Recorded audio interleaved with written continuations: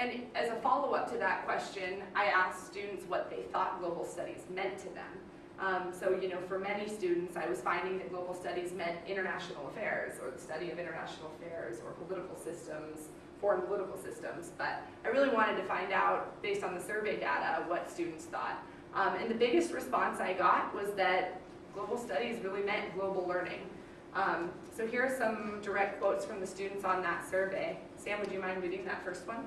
A wider and more expansive global perspective. Thank you. Jessica, will you read the second one? Comprehensive and thorough understanding of the world. Great. And Paula, would you mind reading that? Globally minded students update world events. Thank you. So these were good things for me to hear. The students were basically just in general wanting this global awareness, which is what our mission statement said. So that was a good thing. However, it started to occur to me that students were becoming disengaged in the program throughout the year, whether it was a lack of events that they were interested in, or just in general they didn't actually feel like there was community building going on.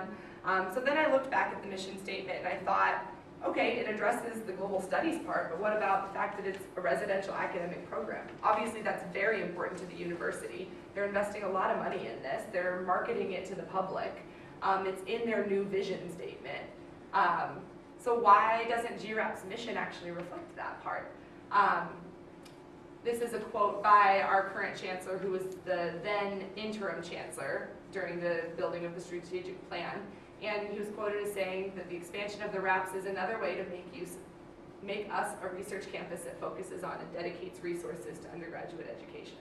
And I really echo this. I mean, I think that it's a great way to refocus on undergraduate education. I think that as a former CU student myself, lots of times in your classes you get lost and you get convinced that your professors care more about their research than they do teaching you as an undergraduate student, and that was so kind of frustrating. So it's nice to hear the chancellor say this, that they kind of want to change it around a little bit. But I also think that GRAP needs to think about that. I think that our program needs to consider, what is the point of a residential academic program, and are we meeting those learning objectives? So I revised the goals and objectives. That's another one of your handouts.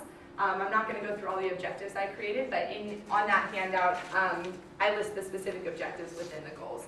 But I came up with a new revised, I included the rest of it, but a new program goal. August, would you mind reading that? Happily. To promote international understanding and the recognition of the world's cultures, and to contribute to an enriched, student-centered model for American higher education in the 21st century. Great, thank you.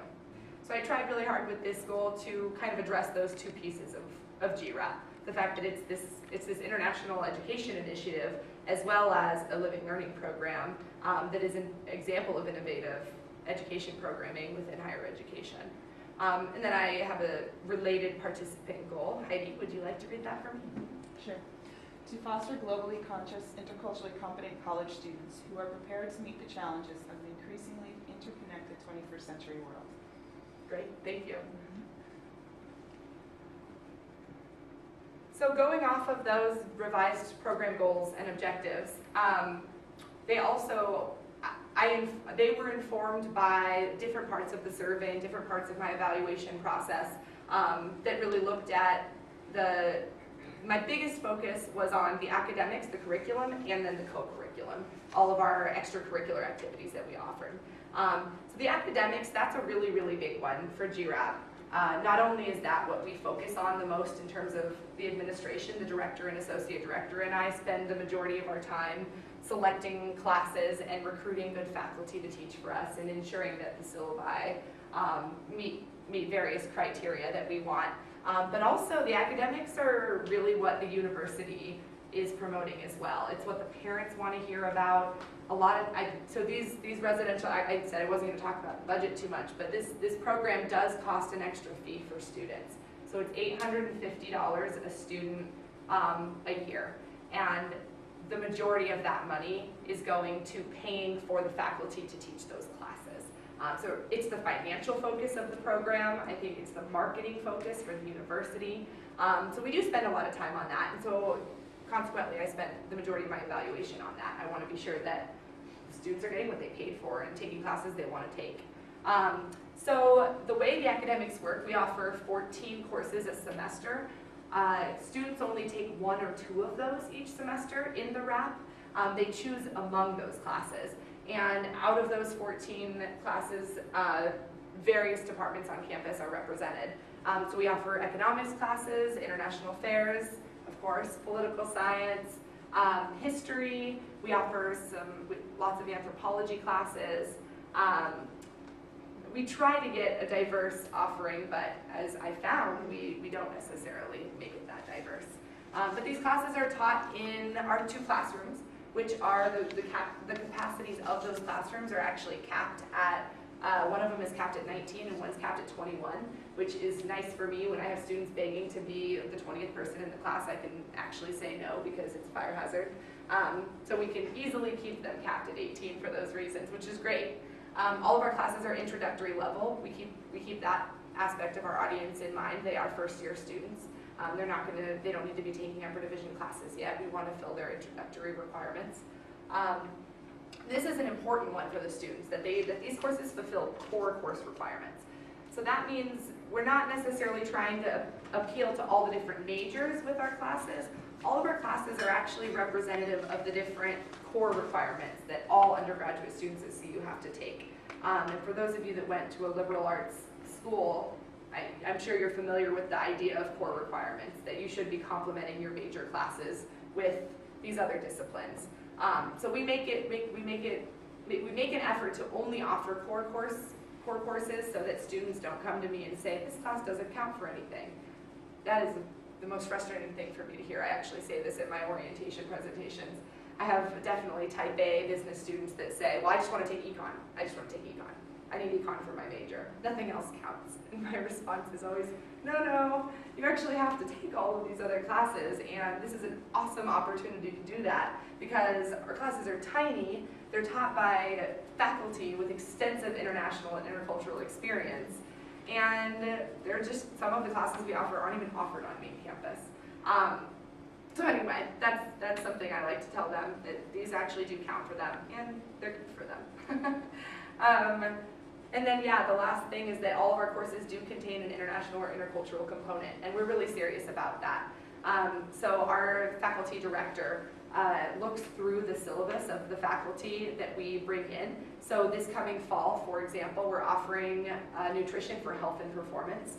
It's an integrative physiology class that we've never offered before, but we met with the instructor that we hired and looked through her syllabus, and she's actually first generation Chinese immigrant, and much of her syllabus actually talks about, Chinese nutrition. She also talks a lot about malnutrition in other countries. So it's very much an internationally themed syllabus that still meets all of the general requirements that same course that's offered on main campus would fill. So this past year, this past academic year that just ended, these are some of the things I noticed, both in just looking at the course offerings and talking to students about our course offerings. So out of our 28 courses for the whole year, 7 of them fulfilled the major requirements for international affairs students. So these included political science classes, as well as international affairs courses and economics. The international affairs major is a multidisciplinary major, so those students have to take classes from all sorts of different departments anyway. But 7 of our 28 do fill specifically international affairs requirements. They also were pretty heavy on anthropology, history, and political science. So 6 of the courses were anthropology courses that we offered, 4 history, 5 political science. And those added up are more than half of our total offerings for the year that are represented just by 3 departments. So just within the College of Arts and Sciences, there's more than 60 academic departments and programs, and yet half of our courses are only coming from 3. And that was something, my attention would not have been brought to that if I didn't have students telling me that, which I'll get to later, but it was kind of embarrassing for me to realize that when the student said, all the classes are anthropology. Have you never noticed that? And I was like, oh, that's probably not good. I should take a look. We also last year we didn't offer any language or geography courses. In the end of year survey, that really was a complaint. Students said, I felt the course offerings were limited. I really thought we could take languages. This is a global studies wrap. You know, what's the deal? And same with geography. In addition to just the specifics about what departments we're offering, we had a lot of students complain on the survey and in discussions that our classes were really politically charged. They felt they were just in general really heavy on political science and foreign relations, and they really wanted more of a cultural feel and human feel to the courses. I want to read one quote that a student wrote on the survey. It said, I think it would be great to offer some courses with a cultural focus rather than necessarily international relations. Understanding the grounding on which other people stand is fundamental, after all, to be able to work and find solutions together. And really, it's just so interesting to look at different belief systems. That was what one student wrote, and kind of touched my heart a little bit. Not only did it match up to what the mission of GRAP was and still is, but it was an indication that, I mean, our students do think critically about this stuff, and some of them take their education really seriously and have great suggestions for what we can do differently. It was things like that, conversations like that, that really drove this entire program evaluation for me. So I'm proud to say, and this is one of, I think, my favorite parts about my project, is that this is my job and I get to make some of these changes. I'm lucky enough to have a great director and associate director who are very receptive to these kind of changes. They're very progressive in their thinking of the program. So this coming semester, I secured a bunch of new classes. We're offering an English course. It's actually American Ethnic Literature, so it's very much a cultural English course. A German and Slavic languages course. We're offering Fairy Tales of Germany. We're offering Beginning Spanish. We're offering an Asian Studies course. It's Introductory to Islamic Culture. And then we're offering the Nutrition for Health and Performance and also a Geography course. We've actually never offered courses from any of these departments before. So I'm really excited about that. I think that the students will enjoy it, I hope, and if they don't, I'll be excited to give another change.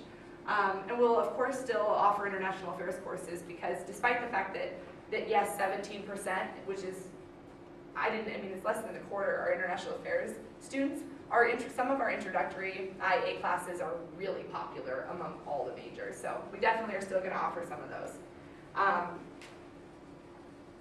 All right. I'm going to take a quick minute. I'm going to talk about co-curriculars, but I want to give everyone just a chance to stand up for a second and stretch.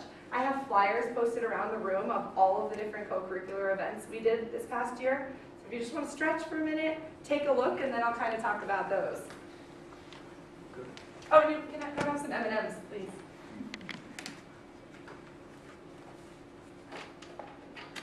I know these presentations are long.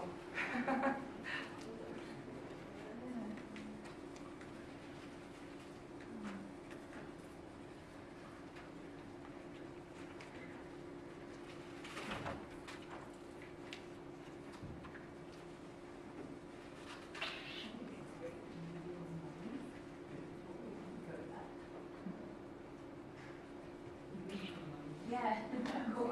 I'll be totally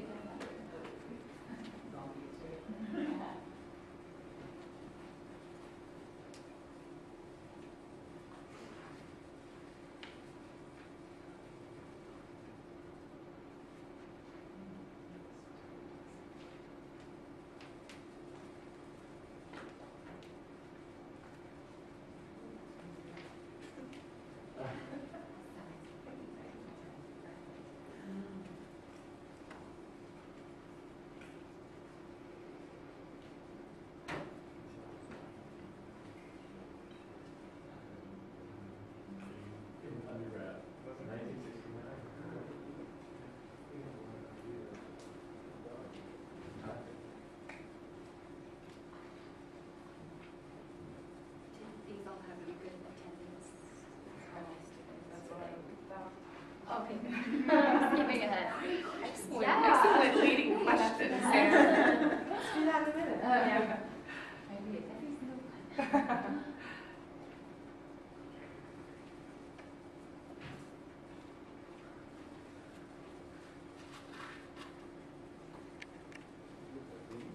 No English drum.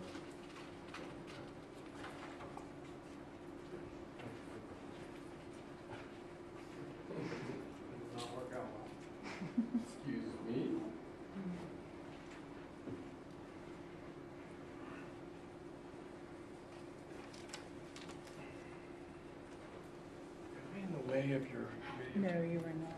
Great. Every now and then when you move, your head bobs up, but that's it.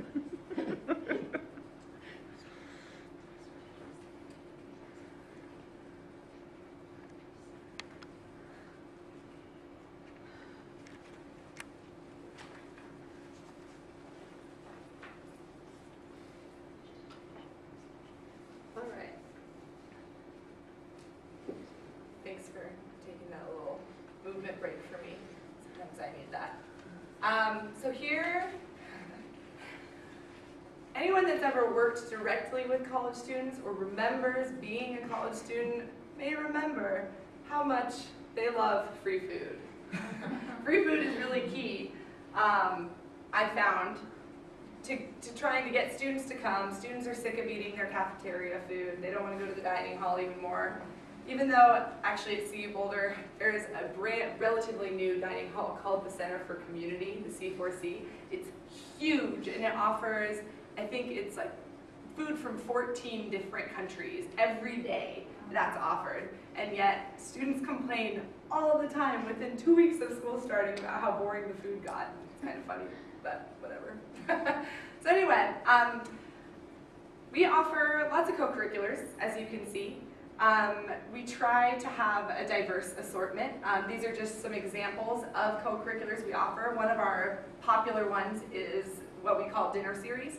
And what those are we invite either a faculty member from another department on campus or just a contact that we have in the field, somebody that works in international affairs.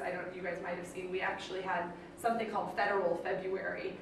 First time we've ever done it this past February, where all of our speakers were either former U.S. ambassadors or former foreign service officers.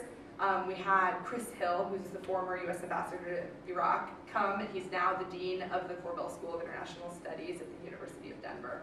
And he came and spoke with our students. We had the Assistant Secretary of State for Public Affairs, Mike Hammer, come and talk for an entire day. He came to our classes.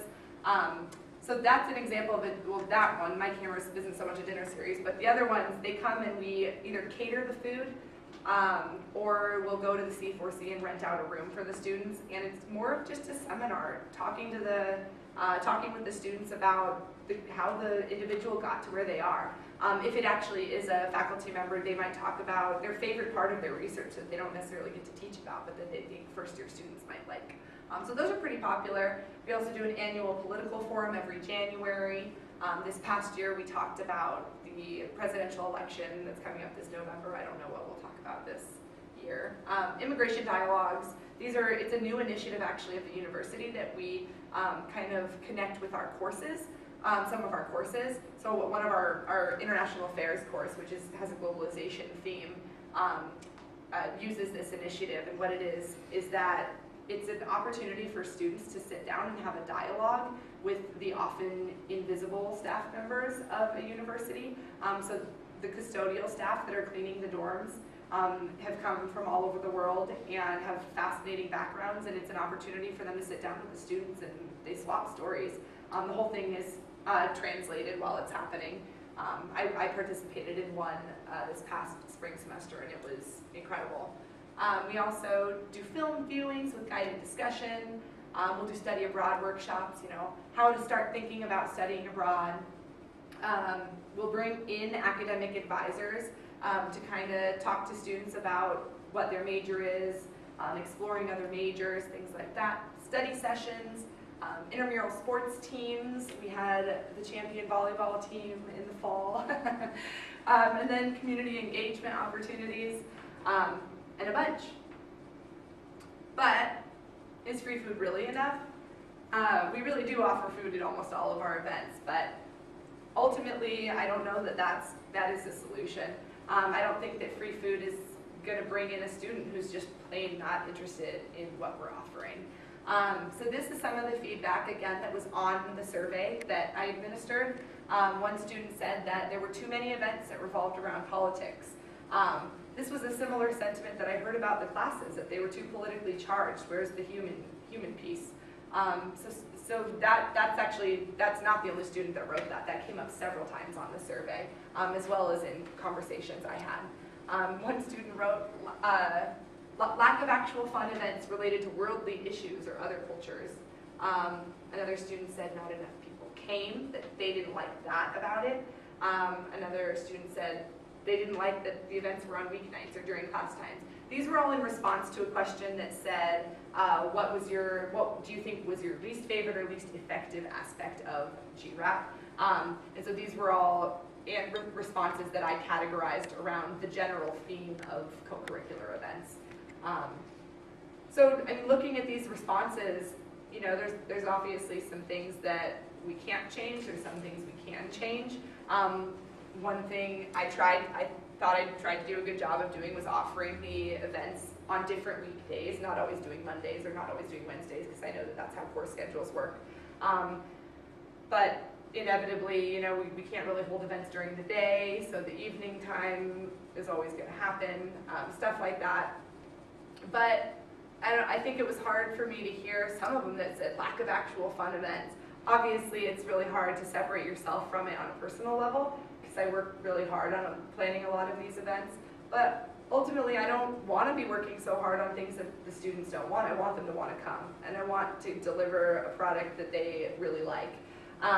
So at this point, when this started becoming clear to me, before I administered the survey, I already was getting this feedback verbally from students, and so I decided to try something new, and I sent out an email to all of the students, and I said, I was just completely candid. I said, it's come to my attention that a lot of you think that our events are stupid or boring, and you don't like them, and you don't want to come.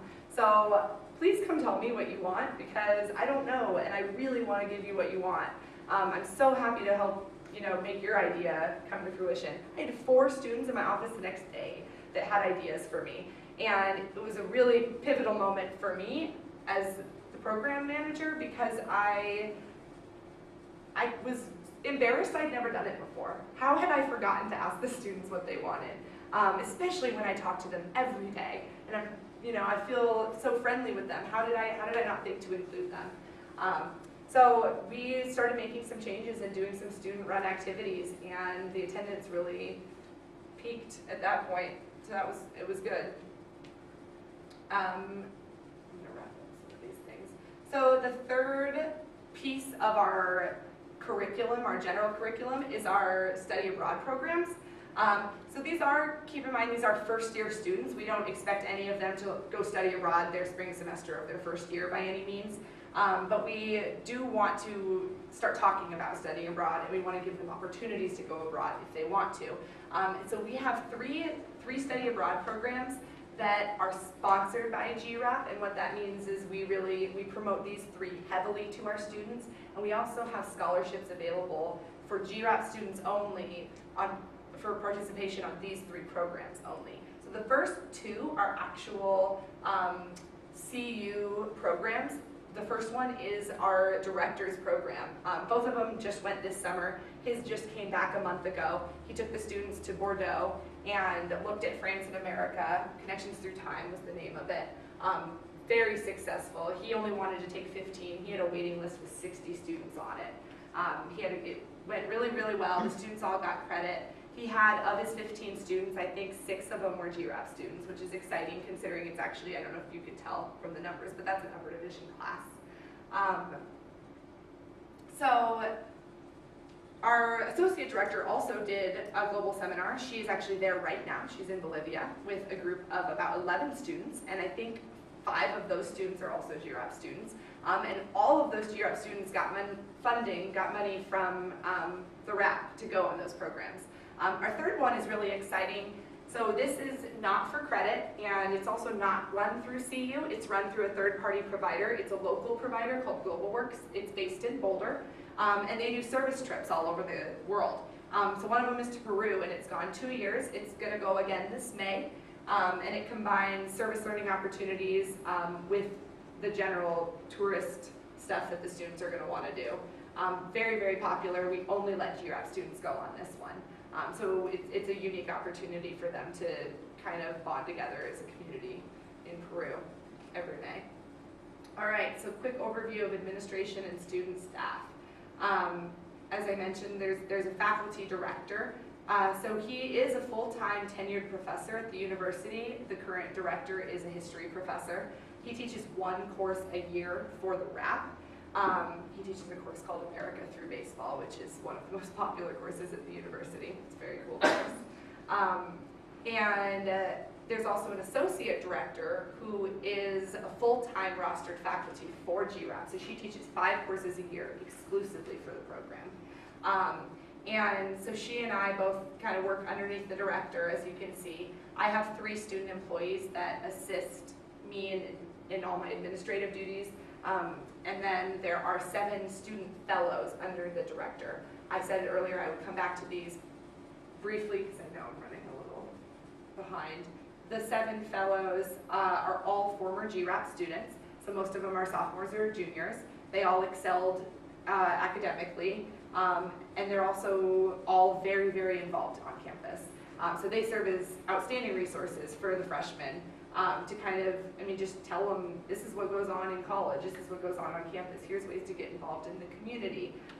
And they also, they run study sessions for the students. They're actually, each fellow is assigned to 2 of the GRAP classes, and they work with that faculty member of the course to develop study sessions, to hold out-of-class film viewings. So it's a great way for the faculty to kind of do out-of-class fun stuff, but not necessarily have to be there.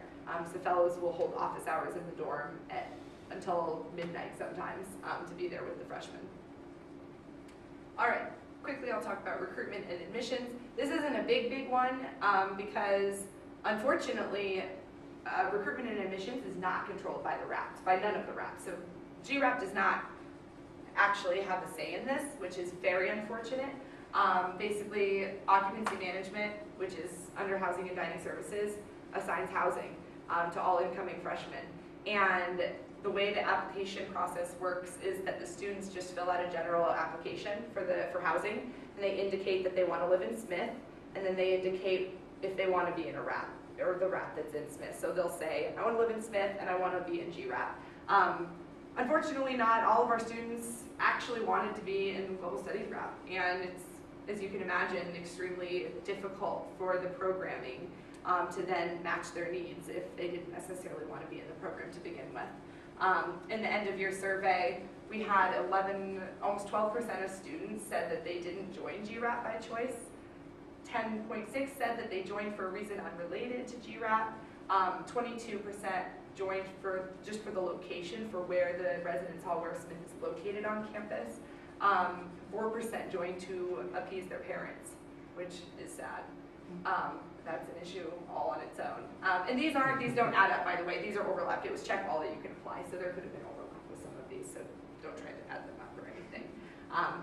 But anyway, that's an issue I'll talk to here in my end.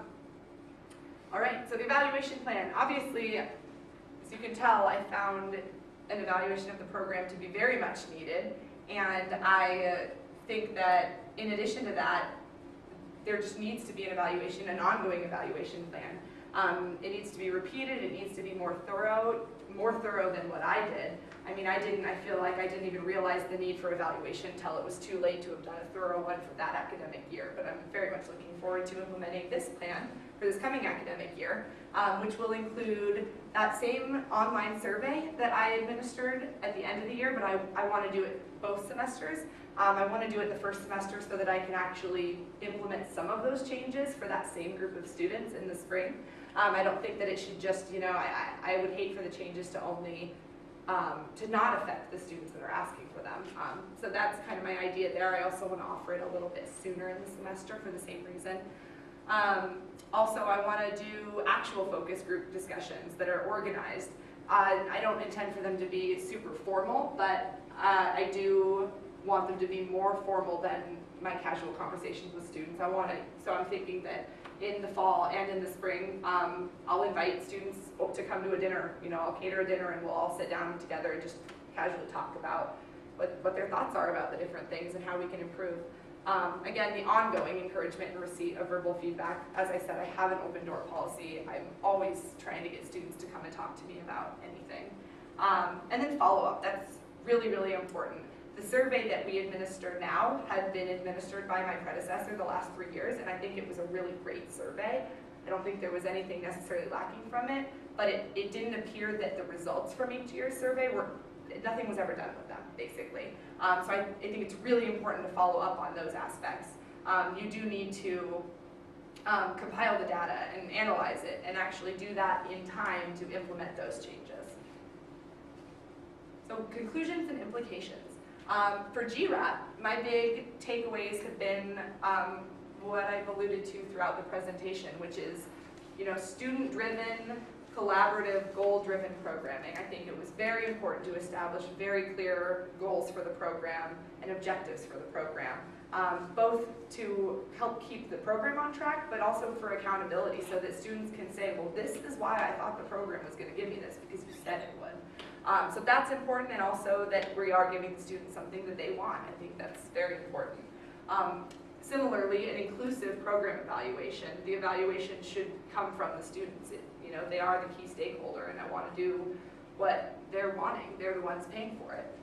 Implications for the university.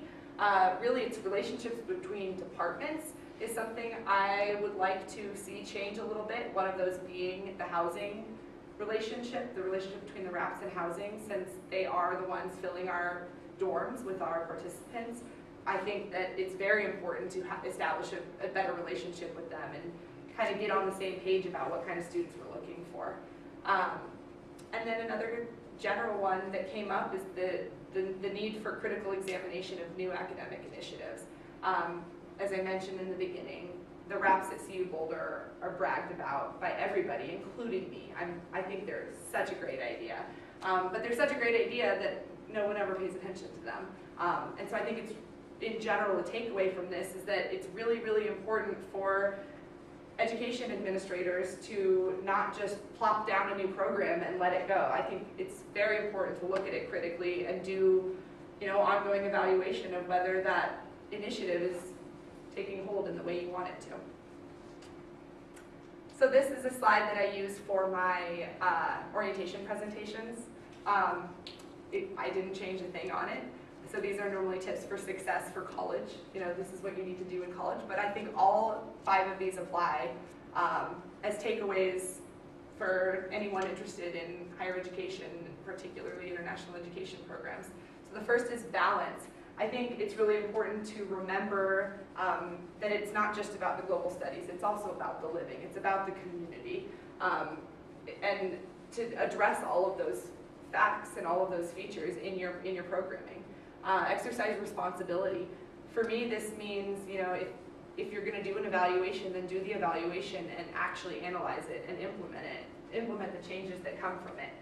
Take the time to follow through in general. Follow through for the university as a whole.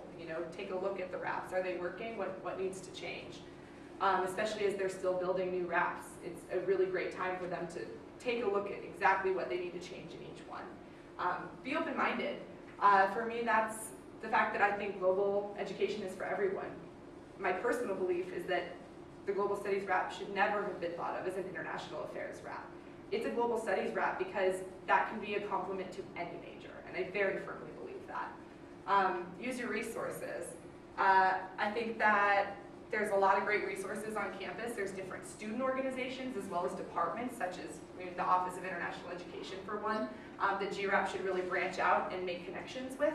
So I think a more integrated university campus in general is going to be the key to success for any small program initiative. And then get involved. I think for me that means take the initiative, get everyone involved, get all of the stakeholders involved. Find out what the students want, find out what you need to do to make them happy and what changes you need to make. Get the university involved, get them on your side, get everyone on your side. I guess, there you go, Rich. But yeah, stay in touch. If you want to find out more about the program, this is also from my orientation presentation, but it's our email. You can like us on Facebook. We have a Facebook page, like Global Studies RAP on Facebook. That's the end. Thank you so much.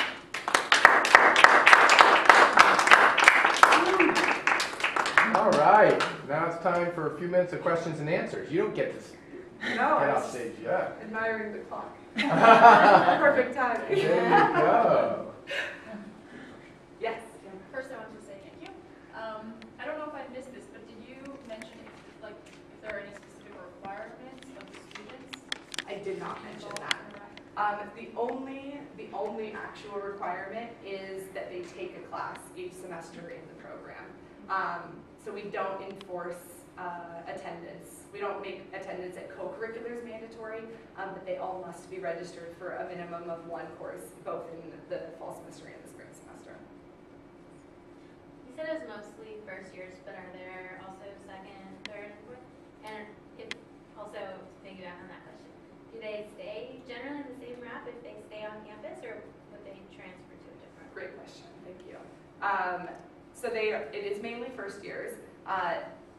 Originally, they're only intended for first year students.